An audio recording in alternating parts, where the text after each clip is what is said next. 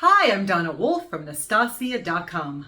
I'll show how to join 2 yarn strands together with magic knots, including the fisherman's knot, the square knot, the weaver's knot, and the binder's knot. These knots will work with joining the same color yarn, as well as when changing yarn colors. In crochet and knitting, we generally try to avoid using knots to join yarn together, and instead weave in ends with yarn needles. But realistically, with heavily used items, a secure knot here and there is beneficial. Plus, I highly recommend flexible, permanent fabric glue to help keep ends in place. The first knot I'll demonstrate is the fisherman's knot, sometimes known by crocheters and knitters as the official magic knot. I'm placing my 2 yarn strand ends parallel to each other, with the pink yarn's end on the right and the green yarn's end on the left. I'm slowly working with the green yarn by bringing it up and around the pink yarn.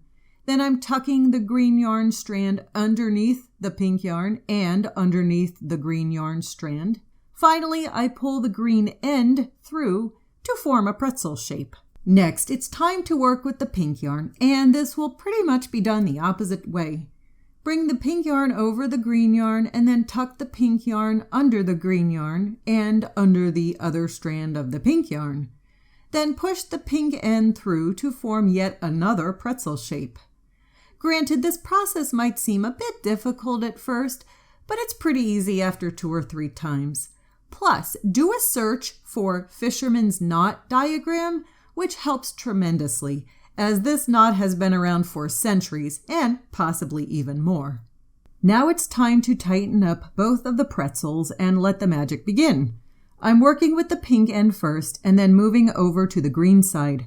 Pull the ends of the yarn from the yarn skein outwards and watch how the 2 pretzels form a very secure knot in the center. As mentioned before, I'm a big fan of using just a small amount of flexible fabric glue to really secure that knot, and then either trim the ends or leave them on and weave them in along the back of the work with the yarn needle for extra security. And that is the magic knot known as the fisherman's knot. Another useful knot is called the square knot. This is sometimes used in macrame and jewelry making to create a secure and solid knot with the thread.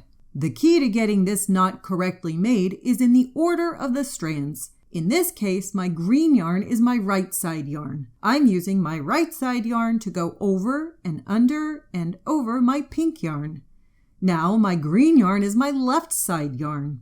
I will use it to first go over the pink yarn strand, and then I take the green yarn strand and go under the pink yarn and over it. At this point, it looks like I have nice, even interlocking loops. It is important that the green yarn completely loops around both the pink yarn strands on the left side, and then on the right side, the pink yarn needs to loop under both of the green yarn strands. Otherwise, if this square knot is done incorrectly, it is oftentimes then referred to as a granny knot, which is not a secure knot for crochet and knitting.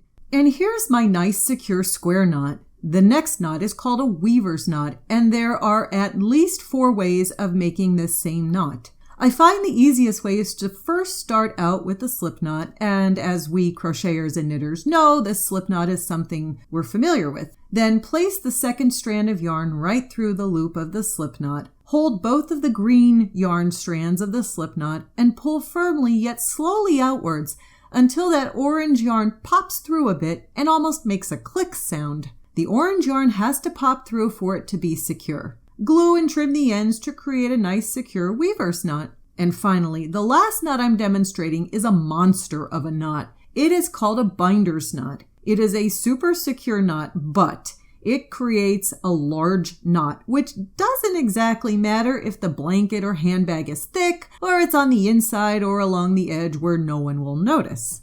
Even without glue, this knot is super secure. No matter which direction the knot is pulled, it always stays secure, but it is a large knot. I hope this video has helped with choosing from a variety of knots as necessary for crochet and knit projects.